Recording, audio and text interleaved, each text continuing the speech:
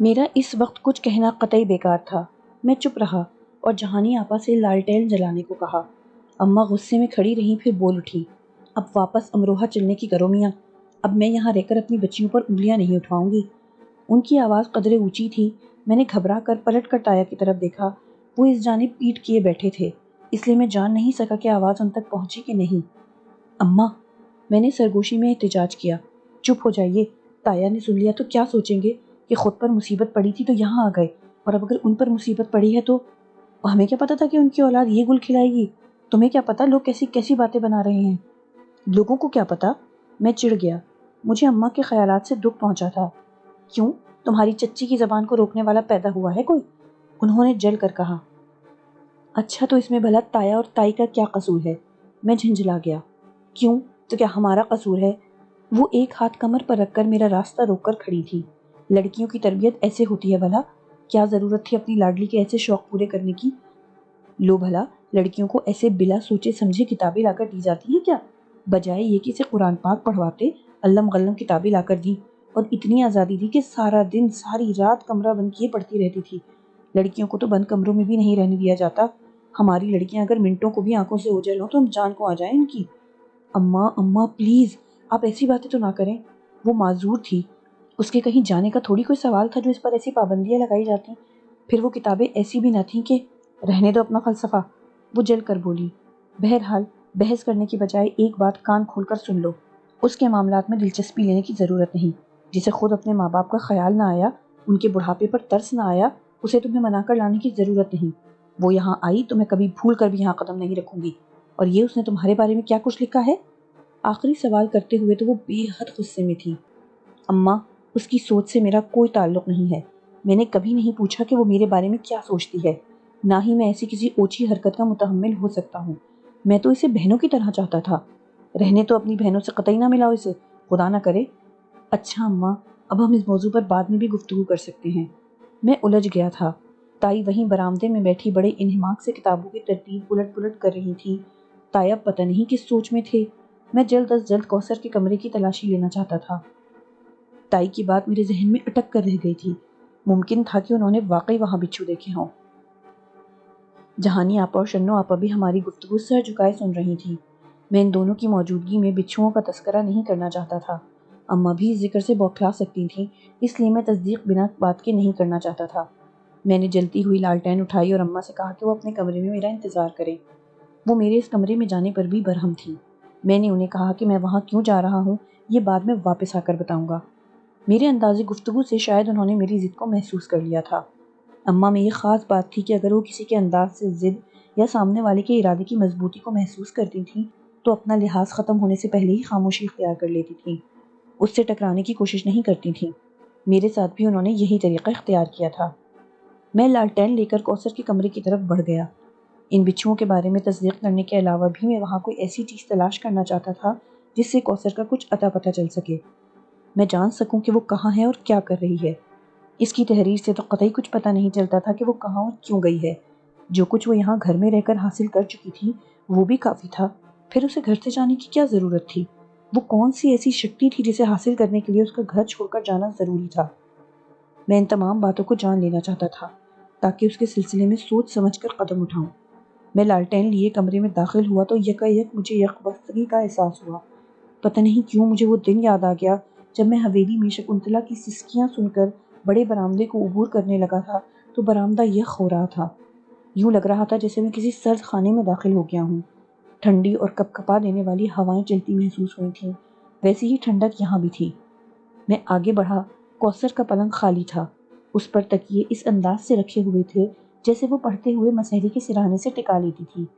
ایک تکیہ اس کے پیروں کے پاس رکھا تھا، یعنی پائنتی کو جس پر پیر رکھ کر لیٹنے کی وہ عادی ہو چکی تھی۔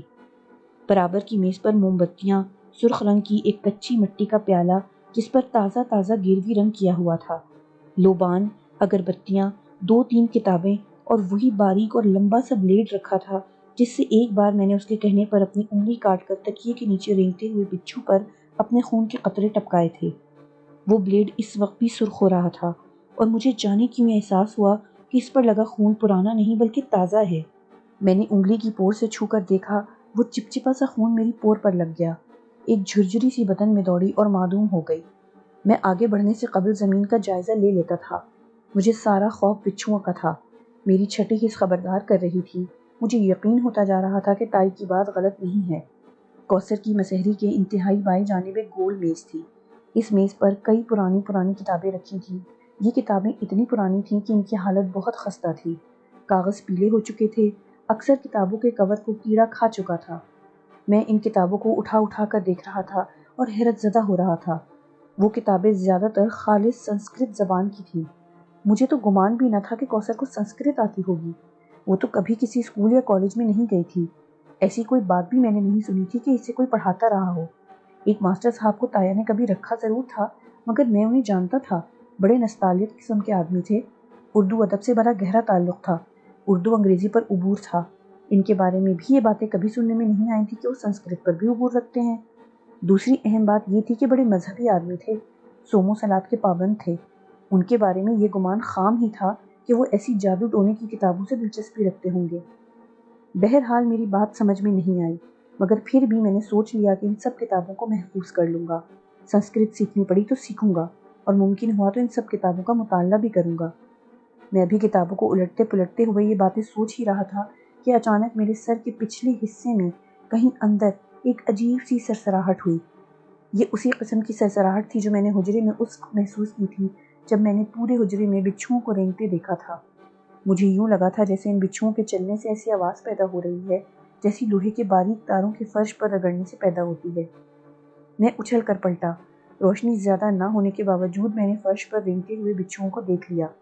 آیت الکرسی میری آزمائی ہوئی تھی۔ میں نے بے ساختہ آیت الکرسی کا ورد شروع کر دیا۔ میری طرف بڑھتے ہوئے بچھو اچانک ساکت ہو گئے۔ وہ 3 تھے، سیاہ، خوفناک اور دہشت زدہ کر دینے والے۔ ان کے ڈنک خم کھا کر اوپر کی طرف اٹھے ہوئے تھے۔ ان کے ساکت ہوتے ہی میں آگے بڑھا۔ لالٹین کو ان کے قریب رکھ کر انہیں دیکھا۔ وہ پتھرا چکے تھے۔ ان سے کچھ فاصلے پر میں نے ایک کٹوری رکھی دیکھی جس میں دودھ تھا۔ تائی کی بات کی تصدیق ہو گئی تھی۔ مجھے حیرت تو اس بات پر تھی کہ بچھو دودھ کیسے پی سکتے ہیں۔ ہاں، اگر سانپ کو دودھ پلانے کی بات ہوتی تو سمجھ میں آتی۔ بہرحال یہ بھی میں جانتا تھا کہ یہاں عقل سے ماورا ہر بات متوقع تھی۔ اب سارا مسئلہ ان بچھوؤں کو یہاں سے ہٹانے کا تھا۔ ان کا یہاں سے ہٹایا جانا بے حد ضروری تھا۔ تائی کی باتوں سے تو یوں لگتا تھا جیسے کوثر انہیں جان بوجھ کر یہاں چھوڑ گئی ہے۔ اس نے انہیں دودھ پلانے کی ہدایت بھی کی ہے۔ حیرت اس بات پر تھی کہ انہوں نے تائی کو نقصان کیوں نہیں پہنچایا۔ یہ میں ماننے کو تیار نہ تھا کہ یہ بچھو قطعی بے ضرر ہیں یا ہو سکتے ہیں۔ میں اس کمرے سے لوبان اور بچھو دونوں ہٹانا ضروری سمجھتا تھا، لہٰذا میں نے ان ساکت بچھوؤں کو جوتے کی نوک سے چھو کر دیکھا۔ وہ کسی پلاسٹک کے کھلونے کی طرح بے جان اور سخت تھے۔ اس طرف سے اطمینان ہونے کے بعد میں نے کاغذ میں ان بچھوؤں اور لوبان کو لپیٹا، آیت الکرسی کا ورد جاری رکھا اور انہیں لے کر باہر آ گیا۔ میرا ذہن مسلسل سوچ رہا تھا کہ میں انہیں کس طرح ضائع کر سکتا ہوں۔ پھر اچانک میرے ذہن میں ایک ترکیب آئی۔ میں حصار کھینچنا جان گیا تھا، سو میں انہیں لیے ہوئے گھر سے باہر آ گیا۔ ہمارے گھر کے انتہائی بائیں جانب ایک قطعہ تھا جو خود رو جھاڑیوں سے بھرا ہوا تھا۔ یہ شاید کوئی خالی پلاٹ تھا۔ فی الوقت میرے ذہن میں کوئی اور جگہ نہ آئی اور میں نے یہ سوچ کر کہ بعد میں انہیں نکال کر کسی اور جگہ سے دفنا دوں گا، انہیں لے کر اس خالی قطعے پر گہرا گڑھا کھودا، کاغذ میں لپٹے ہوئے بچھو اور لوبان کو اس گڑھے میں رکھا، اوپر سے مٹی ڈال کر برابر کر دیا اور بعد میں ان کے گرد حصار کھینچنے کا عمل شروع کیا۔ مغرب کا وقت ہونے والا تھا۔ میں اذان سے پہلے ہی اپنے عمل سے فارغ ہو گیا۔ میں نے انگلی کی مدد سے اس گڑھے کے چاروں طرف حصار کھینچ دیا۔ اب میں اس طرف سے مطمئن تھا۔ گھر آ کر نہایا، خود کو پاک کیا اور نماز کے لیے مسجد چلا گیا۔ نماز کے دوران ہی میں نے اس سفید براق بلی کو اپنے گرد ناچتے دیکھا۔ نماز سے فارغ ہوتے ہی میں اس بلی کی طرف متوجہ ہوا جو اب میرے قریب ہی دیوار سے لگی بیٹھی تھی۔ میں نے زیر لب سلام کیا۔ وہ 100% جن بابا تھے۔ میرے سلام کرتے ہی وہ بلی ہلکے قدموں اور دھیمی رفتار سے دروازے کی طرف بڑھی۔ نامعلوم کیوں مجھے یہ محسوس ہوا کہ وہ مجھے اپنے پیچھے آنے کو کہہ رہی ہے۔ میں اس کے تعاقب میں چل پڑا۔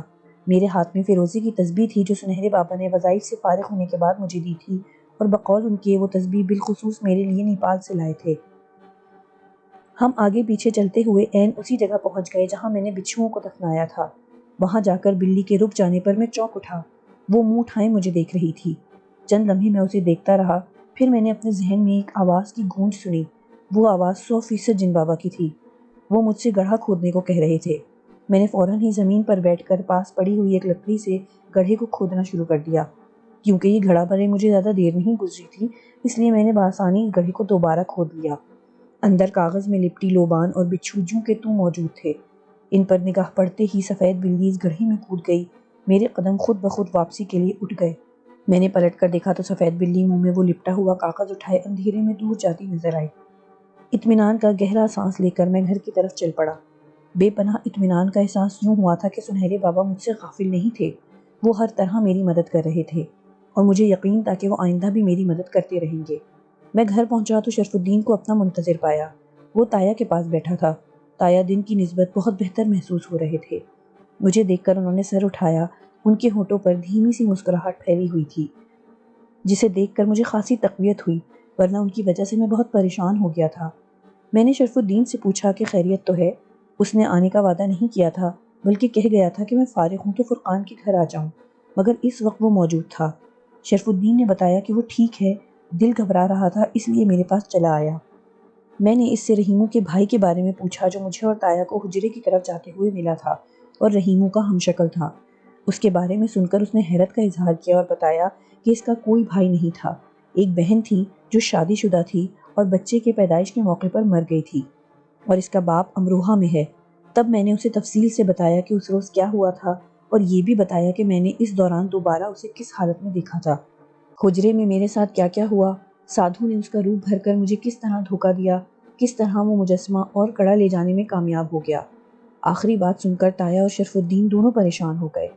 میاں، اتنا کھڑا اس نے پھیلایا ہی مجسمے اور کڑے کے لیے تھا، اور وہی تم نے اپنی جان جوکھوں میں ڈالنے کے باوجود بھی اس کے حوالے کر دیا۔ اب کیا ہوگا؟ تایا پریشان ہو کر بولے۔ تایا، اماں کو سامنے دیکھ کر میں برداشت نہیں کر سکا تھا۔ میں قطعی بھول گیا تھا کہ یہ شیطان بھی کر سکتا ہے۔ بس وہیں مجھ سے چوک ہو گئی۔ میں ناکام ضرور ہو گیا ہوں تایا، مگر میں نے سوچ لیا ہے کہ میں اسے بخشوں گا نہیں۔ گویا تم یہ مصیبت ہمیشہ پیچھے لگائے رہو گے۔ اس بار شرف الدین بولا، شاید میری قسمت میں یہی لکھا ہے۔ میاں، اپنی حرکتوں کو قسمت کا نام مت دو۔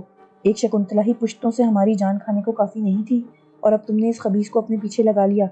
اب تو شکنتلا کی روح سے بھی جان چھوٹ گئی، اب تمہیں کیا پریشانی ہے؟ اس چکر سے نکل آؤ، اپنی ماں بہنوں کا سوچو اور سیدھی سادی زندگی گزارو۔ تایا جھنجھلائے ہوئے تھے، گویا میں سادھو کو معصوم عورتوں پر ظلم کرنے کے لیے چھوڑ دوں۔ میں ضدی انداز میں بولا، عورتوں کو مظالم سے بچانے کی کوشش بے سود ہوگی میاں وقار الحسن۔ انسانی تہذیب کے ارتقاء کا مطالعہ کرو تو تمہیں پتہ چلے گا کہ زمانوں بلکہ صدیوں پہلے جب سے مادر سری نظام کا خاتمہ ہوا اور یہ پدر سری نظام نافذ کیا گیا، تب سے عورت ظلم و ستم کا نشانہ بنتی رہی ہے۔ تمہارے خیال میں کیا اتنے صدیوں میں ایک بھی ایسا مرد پیدا نہ ہوا ہوگا جو انہیں ظلم سے نجات دلانا چاہتا ہوگا؟ نہیں میاں، تم ایسے بہت سے لوگوں نے بھرپور کوششیں کی ہیں، مگر کبھی کامیاب نہ ہوئے، بلکہ معطوب کیے گئے۔ عورت کو ہمیشہ لذتوں کو بہم پہنچانے، جادو ٹونوں پر عبور حاصل کرنے، دیوتاؤں کو خوش کرنے اور ایسے ہی دوسرے معاملات میں استعمال کرنے کو ہمیشہ اہمیت دی جاتی رہی ہے۔ جو کام ہمیشہ غلط ہوتا رہا ہے، کیا اسے ہمیشہ غلط ہی ہوتے رہنا چاہیے؟ میں تایا کے خیالات جان کر حیران تھا۔ میاں، میرا مطلب تم سمجھنے کی کوشش نہیں کر رہے ہو۔ میں صرف اتنا کہنا چاہتا ہوں کہ تم اس معاملے میں سوائے دھکے کھانے کے اور کچھ نہیں کر سکو گے۔ وہ بری طرح جھنجھلا گئے تھے۔ تایا، میں جانتا ہوں کہ آپ میری وجہ سے پریشان ہیں۔ میں اگر یہ بات نہ جانتا کہ سادھو وہ چیزیں حاصل کرنے کے بعد کیا کرے گا، تو شاید اب میں خود کو آزاد اور ہلکا پھلکا محسوس کر رہا ہوتا، مگر اب میں شکنتلا جیسی معصوم دوشیزاؤں کو شیطانی خواہشات کا بھیڑ چڑھتے نہیں دیکھ سکتا۔ شاید میں کچھ معصوم لڑکیوں کو اس خبیث کے چنگل میں جانے سے بچا کر پردادے کے گناہوں کا کفارہ ادا کر سکوں۔ ایک تو میاں تم عجیب عجیب عقائد کے قائل ہو۔ کوئی کسی کا کفارہ ادا نہیں کر سکتا۔ کفارہ وہی ادا کر سکتا ہے جو گناہ کا مرتکب ہوا ہو۔ دنیا سے جانے والا انسان جو کچھ اپنے ساتھ لے جاتا ہے، بس وہی اس کا اپنا ہوتا ہے، گناہ بھی اور ثواب بھی، کفارہ بھی اور توبہ بھی۔ تم دادے کا کفارہ ادا کر کے انہیں ان گناہوں کے عذاب سے نہیں بچا سکتے۔ ہاں، اسے یوں کہہ لو کہ تم ایسا کر کے اپنے ضمیر کے آگے سرخرو ہونا چاہتے ہو۔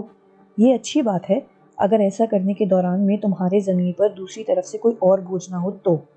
تمہاری اماں اور بہنیں تمہارے فرائض میں شامل ہیں، ان کی خبر گیری تم پر فرض ہے، اور ایک فرض سے غافل ہو کر تم اپنے ضمیر کو قطعی مطمئن نہیں کر سکتے۔ تایا ٹھیک کہتے ہیں وقار الحسن۔ شرف الدین نے دھیمی آواز میں ان کی تائید کی تو نامعلوم کیوں مجھے ایسا لگا جیسے وہ میرا ساتھ دیتے دیتے تھک گیا ہو۔ میں جانتا ہوں شرف الدین، میں نے جواباً کہا، لیکن کیا مجھے کوثر کو اس کے حال پر چھوڑ دینا چاہیے؟ تم چاہتے ہو یا تایا چاہیں گے کہ کوثر سادھو اور جیسے دوسرے شیطانوں کے زیر اثر رہ کر مزید عذابوں میں گھرتی چلی جائے؟ میری بات سن کر تایا چونک اٹھے۔ تمہارا مطلب ہے کہ اسے سادھو نے… انہوں نے جملہ ادھورا چھوڑ دیا۔ وہ بڑی گہری نگاہوں سے مجھے دیکھ رہے تھے۔ یہ میرا یقین نہیں تایا، مگر شبہ ضرور ہے۔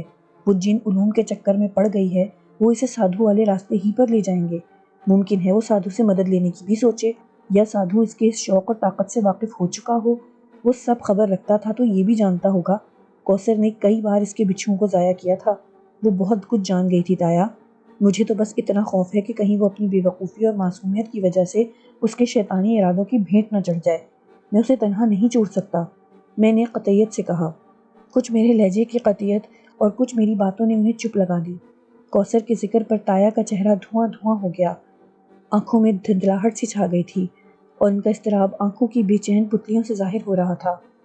اپنی اماں کو کیا جواب دو گے؟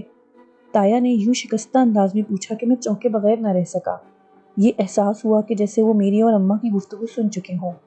میری سمجھ نہ آیا کہ میں انہیں کیا جواب دوں۔ میں چند لمحے سوچتا رہا، پھر لہجے کی لڑکھڑاہٹ کے خوف سے نکل کر خوب جم کر بولا، ایک وعدہ میں نے اپنے ابا سے کیا تھا تایا، اور ایک وعدہ خود سے کر چکا ہوں۔ ایک ناکامی کے باوجود میں اب تک اپنے اس وعدے سے نہیں پھرا ہوں جو میں نے ابا سے کیا تھا، نہ میں خود سے مکرنے کی ہمت رکھتا ہوں۔ زندگی کے جس انداز کو میں قبول کر چکا ہوں وہ میرے لیے اب نہ مشکل ہے اور نہ ہی ناگوار۔ اب تو میں اپنے وعدوں کو نبھانے کی طاقت بھی رکھتا ہوں۔ میری خواہش ہوگی کہ مجھے بے وجہ اور جبراً نہ روکا جائے۔ رہا اماں اور بہنوں کے فرائض کا سوال، تو میں حتی المقدور کوشش کروں گا کہ وہ فرائض پورے کرتا رہوں۔ میرے فرائض پورے کرنے کا اگر یہ مطلب ہے کہ میں ہاتھ پر ہاتھ دھر کر گھر میں بیٹھ جاؤں تو میں معذرت چاہوں گا۔ سیدھی سادی زندگی میں بھی گزارنا چاہتا ہوں اور ضرور گزاروں گا، مگر وعدے وفا کرنے کے بعد۔ میں نہ خورشید چاچا کی موت کو بھولا ہوں اور نہ ہی لڈن کی موت کو۔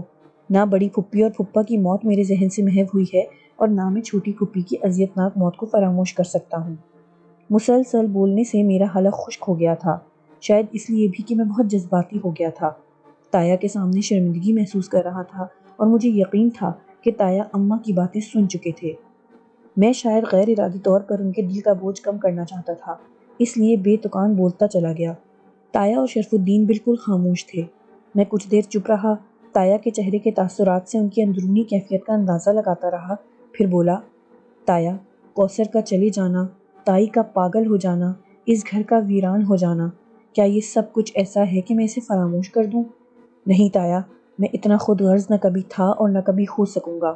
میرے بارے میں فیصلے اب تک دوسرے کرتے رہے، مگر اب میں فیصلے کرنے کے قابل ہوں۔ میں آپ لوگوں سے مشورے ضرور لوں گا، لیکن… آگے کچھ کہنا میں نے مناسب نہ سمجھا۔ تایا نڈھال سے ہو کر لیٹ گئے۔ عشاء کی اذان ہو چکی تھی۔ اماں نے کہلوا دیا کہ نماز پڑھ لو تاکہ رات کا کھانا نکالا جائے۔ میں اور شرف الدین تایا سے اجازت لے کر مسجد کی طرف چل پڑے۔ شرف الدین خاموش تھا۔ میں اس کے ساتھ کچھ دیر کو اکیلا ہوا تو میں نے شدت سے ایک بات نوٹ کی، وہ یہ کہ شرف الدین یا تو بہت پریشان ہے یا کچھ کہنا چاہتا ہے مگر کہہ نہیں پا رہا، زبان اس کا ساتھ ہی نہیں دے رہی، ورنہ نہ وہ کبھی اتنا کم گو تھا نہ ریزرو۔ ہم مسجد تک خاموش رہے۔ نماز کی ادائیگی کے بعد میں اسے لے کر وہیں مسجد کی سیڑھیوں پر بیٹھ گیا۔ کیوں؟ یہاں کیوں؟ وہ حیران ہو گیا۔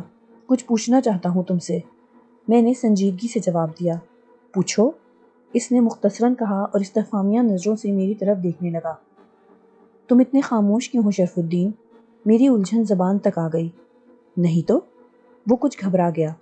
شرف الدین، کاش میں تمہیں نہ جانتا ہوتا تاکہ تمہارا جھوٹ نبھ جاتا۔ تم مجھ سے اجنبیت برت رہی ہو، وجہ کیا ہے؟ کھل کر بتاؤ شرف الدین۔ وہ کچھ دیر گہری نگاہوں سے مجھے دیکھتا رہا۔ اس کی آنکھوں میں سوچ تھی، الجھن تھی، تذبذب تھا۔ میں بھی خاموش رہا۔ میں چاہتا تھا کہ وہ اپنے اندر ہونے والی جنگ کا خود ہی فیصلہ کرے۔ میرا خیال تھا کہ وہ موجودہ حالات اور میرے ارادوں سے واقف ہو جانے کے بعد میرے اور شگفتہ کے رشتے کے بارے میں تذبذب کا شکار ہے۔ یہ اس کا حق بھی تھا۔ میں خود یہی چاہتا تھا کہ اس معاملے میں جذباتیت سے مغلوب ہو کر کوئی فیصلہ نہ کروں۔ شگفتہ میری محبت تھی اور اپنی محبت کو میں کسی ایسے عذاب سے دوچار نہیں کرنا چاہتا تھا جو مجھ سے منسوب ہو۔ وقار الحسن، میں شگفتہ کی طرف سے پریشان ہوں۔ ابا اس کا رشتہ جلد از جلد کرنا چاہتے ہیں، اماں بھی ان کی ہم خیال ہیں۔ میں نے اور اماں نے بمشکل تمام انہیں اس رشتے پر راضی کیا ہے کہ شگفتہ کی مرضی بھی اس میں ہے، مگر تم جن چکروں میں پڑے ہو… وہ خاموش ہو گیا۔ آگے اسے کچھ کہنے کی ضرورت بھی نہیں تھی۔ میرا اندیشہ درست تھا۔ شرف الدین، میں خود بھی اس سلسلے میں تم سے بات کرنا چاہتا تھا۔ میرے حالات تمہارے سامنے ہیں۔ تم خود سوچ سکتے ہو کہ میں ان حالات میں اپنا گھر بسا کر کیسے بیٹھ سکتا ہوں، جبکہ کوثر کی غیر موجودگی نے تایا کی کمر توڑ دی ہے۔ تائی ہوش و خرد سے بیگانہ ہو چکی ہے۔ تم میری جگہ ہوتے تو کیا کرتے؟ لیکن میں تمہیں کسی الجھن میں نہیں رہنے دوں گا۔ تم چاہو تو اس کا کہیں بھی رشتہ طے کر سکتے ہو۔ میں سوچوں گا کہ دنیا کی دوسری نعمتوں کی طرح میں اس نعمت سے بھی محروم رہ گیا۔ تمہارے خاندان کا فرد بننا میرے لیے کسی اعزاز سے کم نہ تھا، مگر اب قسمت کو کیا کیا جائے۔ میں تم سے طویل انتظار کرنے کا کہہ کر تمہیں پریشانیوں میں بھی مبتلا نہیں رکھنا چاہتا۔ میں نہیں چاہتا کہ میری وجہ سے کوئی بھی اس پر یا تم پر انگلی اٹھائے۔ اب سب کچھ تمہارے اوپر ہے۔ تم جو چاہو کرو، میں کچھ بھی گلہ نہیں کروں گا۔ کہنے کو تو میں نے کہہ دیا، مگر دل پکار پکار کر کہہ رہا تھا کہ وقار الحسن، اتنے سنگ دل نہ بنو۔ یہ فیصلہ تمہیں تمہاری زندگی سے دور، بہت دور لے جائے گا۔ بات گلہ کرنے کی نہیں ہے وقار الحسن۔ میں شگفتہ کو بھی دکھ نہیں دینا چاہتا۔ اس نے بڑے نپے تلے الفاظ میں بڑے محتاط انداز میں مجھ تک شگفتہ کا پیغام پہنچایا تھا۔ یہ اس کی محبت کا مکمل اظہار تھا۔ میرا دل زور سے دھڑک اٹھا۔ شرف الدین نے جن الفاظ میں اس کا مدعا مجھ تک پہنچایا تھا، اس نے مجھے بڑا حوصلہ، بڑی تقویت اور بے پناہ مسرت بخشی تھی۔ ایسے حالات میں اور ایسی مایوسی میں شگفتہ کا اقرار محبت ایک جگمگاتی ہوئی کرن بن کر دور تک پھیل گیا۔ بولو وقار الحسن۔ وہ میرے جواب کا منتظر تھا۔ میں خیالات سے چونک اٹھا۔ شرف الدین، میں تو صرف ایسا اس لیے کہہ رہا تھا کہ اسے کوئی دکھ نہ ہو، ورنہ میں خود کو مجرم محسوس کروں گا۔